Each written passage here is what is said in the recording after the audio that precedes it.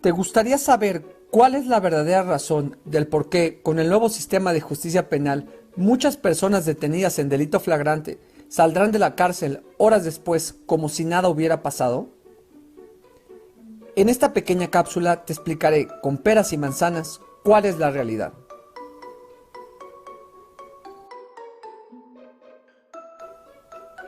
Te daré un ejemplo. Imaginemos que una persona ingresa a tu casa con la intención de robar, aprovechando que no se encuentra nadie en ella, ya sea porque estás de vacaciones, te fuiste a trabajar, saliste a una fiesta, en fin, cosas que suceden a diario en este país. Y también imaginemos, repito, imaginemos que la policía es muy oportuna y detiene al ladrón justo en el momento en el que está abandonando tu casa. Y al revisarlo, le encuentran todo el botín, dinero en efectivo, tus joyas, tu computadora, en fin. De entrada, suena a que el delincuente pasará tiempo en prisión. Podemos descansar como sociedad, pues tenemos un criminal menos en la calle. Primero lo presentarán ante un ministerio público y después lo llevarán ante un juez para iniciar su proceso penal. Parece que la cosa va muy bien. Pues por un lado recuperaste tus objetos robados y por otra parte se detuvo al malhechor. Pero oh sorpresa, unos días después te avisan que esta persona ya fue liberada y que está en la calle de nuevo, con la diferencia de que ahora conoce tu nombre, conoce tu domicilio y demás datos. Es de terror, suena espantoso. ¿Cómo es posible que sucediera eso? ¿Por qué lo dejaron en libertad?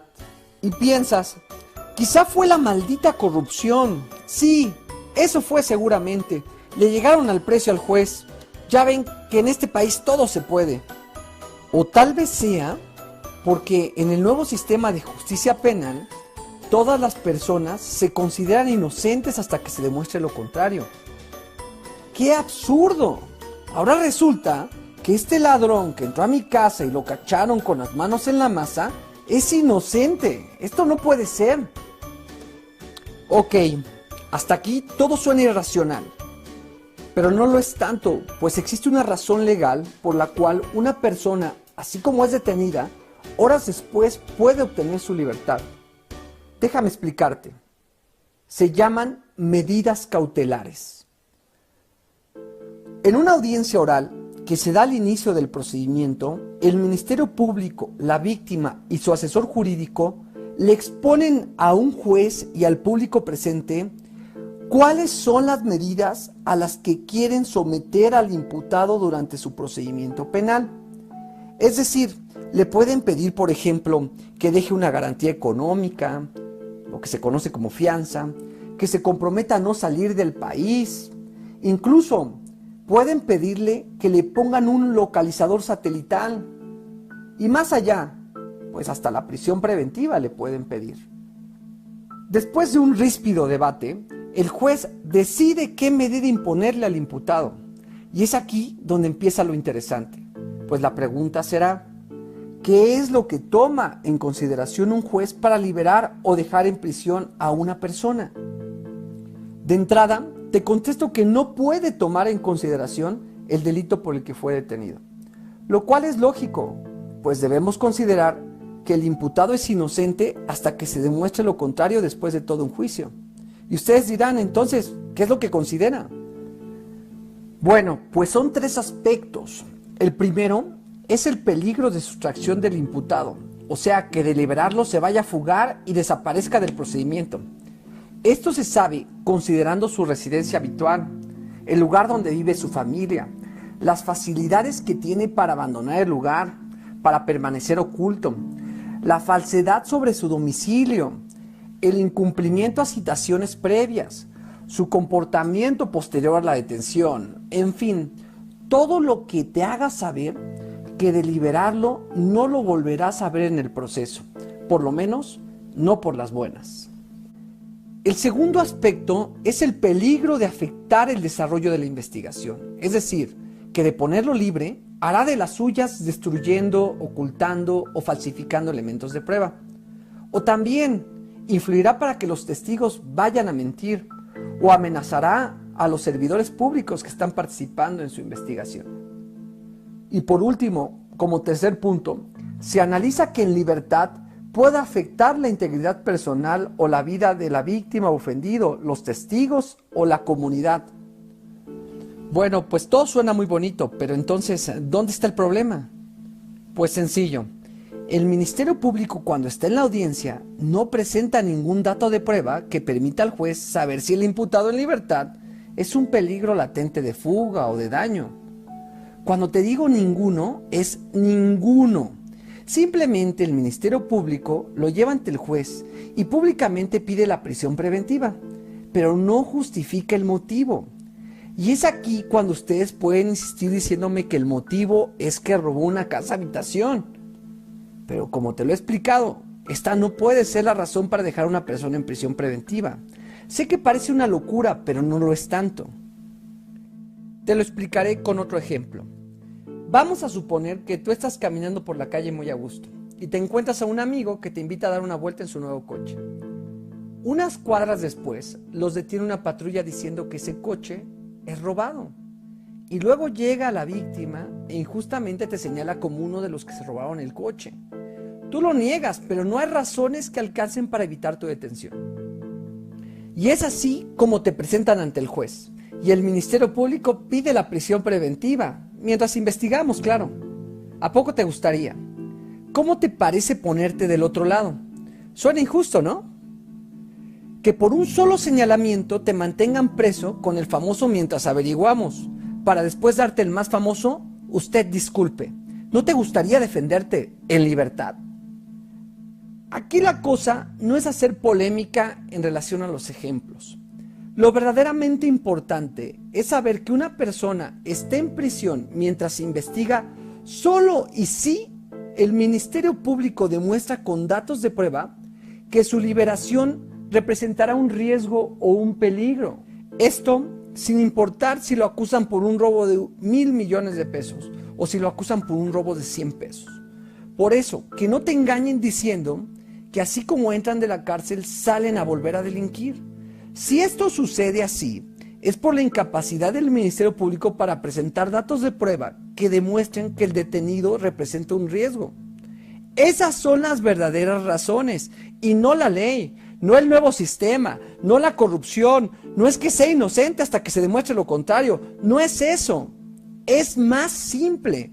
Se trata de la incapacidad o de la negligencia de la autoridad ministerial para justificar el riesgo que genera una persona en libertad. Y me dirán los ministerios públicos que justificarlo no es tarea fácil, que es difícil demostrar los riesgos para dejar a una persona en prisión. Y tendrán razón en ello, fácil no es y no tiene por qué serlo, pues se trata de llevar a la cárcel a una persona mientras averiguan si fue o no fue, lo que es devastador para su persona, para su familia, para sus bienes. De hecho, tiene que ser difícil. Ahora bien, la ley tiene previsto utilizar a peritos para que evalúen riesgos de las personas. Tampoco es que tengan que hacer tanto. Pues llaman a un perito a que evalúe al detenido y determine si psicológicamente, socialmente, sociológicamente se puede justificar que esté en prisión preventiva mientras dura el procedimiento. Y me dirán, pues es que tampoco hay personal para hacerlo. Bueno, ese es otro cantar. Lo cierto es que el nuevo sistema de justicia penal no es el causante de que la gente, así como es detenida, así salga de nuevo. Si eso pasa es porque alguien no hizo su trabajo. Hay una excepción a todo lo que he dicho en esta cápsula, y es cuando se trata de delitos de mayor impacto social, como es el homicidio doloso, la delincuencia organizada, una violación, un secuestro, la trata de personas, los robos con violencia, en fin, todo lo que se haya cometido con un medio violento. En estos casos la prisión preventiva es oficiosa, o sea, en automático. Aquí no se presentan pruebas, no se analiza nada, no se debate nada. Aquí siempre te vas a prisión mientras investigamos. Aquí con una mera imputación de que cometiste un delito gravísimo, te vas a la cárcel sin más ni más. O sea, que si hombres armados se suben a asaltar un microbús y son detenidos, pues no saldrán libres hasta que termine su procedimiento penal y en todo caso cumplan su pena. La lista de los delitos gravísimos, en donde te tienen en prisión preventiva, nada más así porque sí, es cortita, afortunadamente.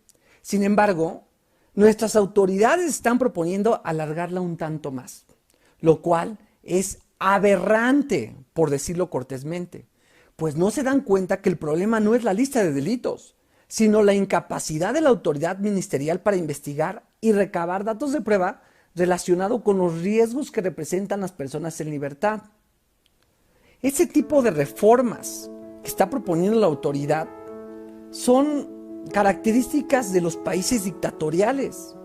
Es una reforma que se propone sin escrúpulos y que permea en la sociedad a través del miedo, diciendo, hay que hacer unos pequeños ajustes para que los delincuentes no salgan libres tan fácilmente, sin aceptar que la verdadera causa es la incapacidad para capacitar a su personal ministerial y también para proporcionarles recursos para que cumplan con su función de una forma diligente. Es más fácil reformar una ley y echar para atrás derechos que como ciudadano adquirimos que invertir recursos en hacer bien las cosas.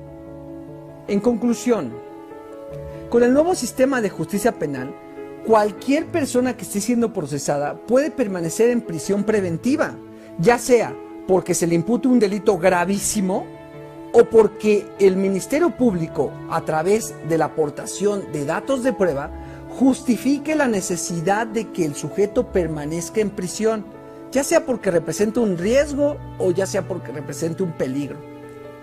Por ello, que no te engañen diciéndote que el nuevo sistema de justicia penal es el causante del aumento de la delincuencia en este país. Síganme en mis redes sociales como Eric Rauda y si les gustó esta cápsula, déjenme sus comentarios y compártanla.